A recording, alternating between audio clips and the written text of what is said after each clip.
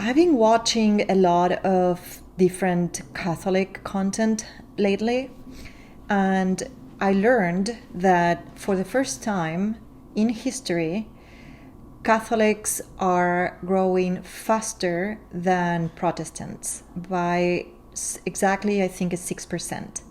And in the beginning, when I was listening to this, I thought it was probably due to immigration because a lot of Mexicans, I would say most Mexicans, are Catholics. So I thought, well, maybe it's because of that. But after, watching and understanding some of the data that these creators were presenting, it seems that it's actually coming from real conversions, especially conversions from Gen Zers, so the younger generation of Americans that are actively looking to become Catholics. And this triggered a question to me, and that is, can Catholicism become the connective tissue that we need in order to make this nation homogeneous again? For years, or for the whole history of this country, Protestantism has been the leading faith, but I'm not sure that that's going to continue to be the case.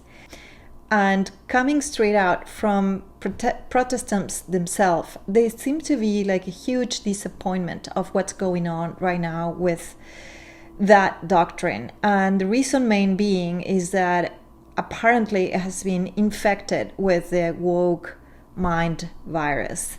And I know this sounds very, political, what I'm saying, but most of the comments that I've seen out there are related with extremes that are happening right now in the Protestant sphere. There's a lot of modern liberalism just getting kind of integrated with the doctrines, the Christian doctrines and the Christian teachings. And so I think that these disappointment is not one case, is not an isolated case. I think it's probably just spreading all throughout America. These people, there's a lot of other converters, not only Gen Zers, but what I find very interesting is that these young fellows have been fed since the time they were born with relativism, where everything is valid, everything is the same, everything is relative. There's no moral compass, and because of that, I think they are craving for structure, for a moral framework. People crave reverence.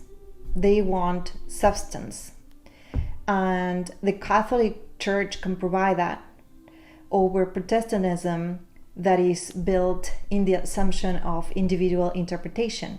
So each man can be its own priest. So it doesn't have that unity that the Catholic Church has. And so we, in today's America, where it's basically populated by different ethnic and cultural groups, we need hierarchy. We need one set of teachings. We need authority that transcends ethnicity. And so basically, how does this play out? And it's actually currently being executed, happening in the background. So there are thousands of different creators that are teaching from the same basis, which is the Catholicism. Can Catholicism unite the US as one tribe again? And so obviously this process would take decades, and obviously the process itself would basically change the very fabric of this nation. And so those all stock Americans would basically be replaced by the new American. And that new American would abide by a Latin framework, which is the Catholic Roman Church. So this is really a hybrid, and it could potentially be seen as something not good and even not smart. And I get it, because this goes against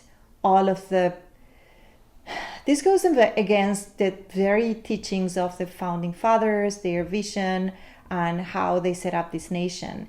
And the truth is that the nation has radically changed, and that framework worked for 200 plus years, but in the last 5-6 decades, this new influx of these large groups of immigrants have forever changed the very fabric of this nation. So what is the choice? The choice back then, with the founding fathers, was authoritative tyranny against individual freedom.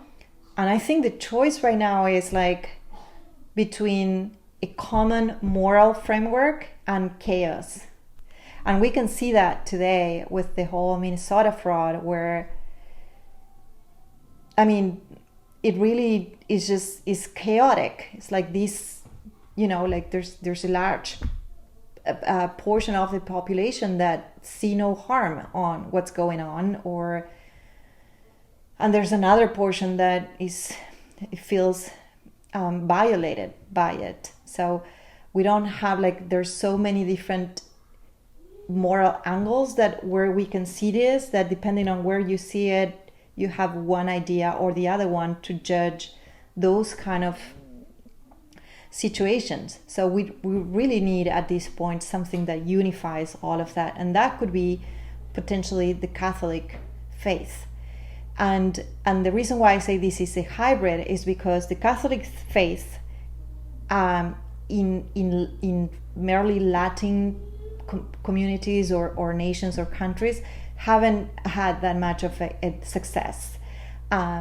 So Latin America has been Catholic since its inception, and yet it has these authoritative figures, a lot of corruption, overall, very slow growth.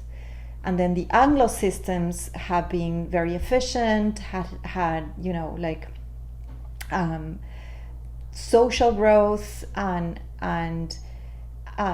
has been able to be very creative and take care of a lot of things, yet it has now become very fragmented, and the visions are radically different one from the other one. So what if we unite these two things, the Anglo system, the Anglo parting, with this more hierarchy, with this more solid framework in relationship to religion, and then we have a new parting where things can start to feel homogeneous again.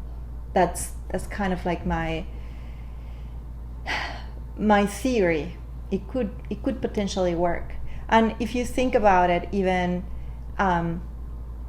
it's something that is already happening in a way, or is already intuitively happening among the younger generation, Gen Zers, where they are even siding or getting into Catholic faith because of very Anglo reasons, which is discipline, which is clarity, order, substance.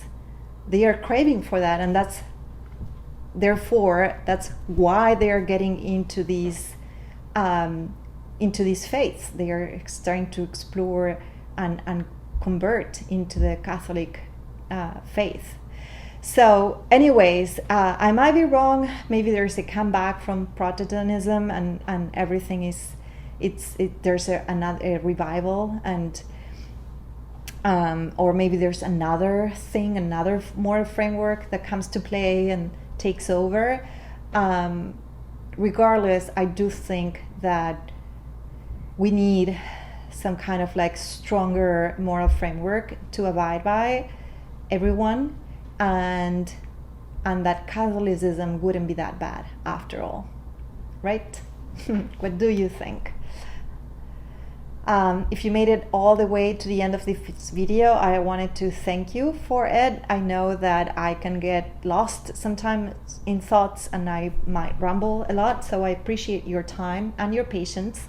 My name is Magdalene, and the reason why I'm doing these videos is because I want to get better at articulating ideas and expressing myself. So thank you so much for being here. I appreciate you and your time.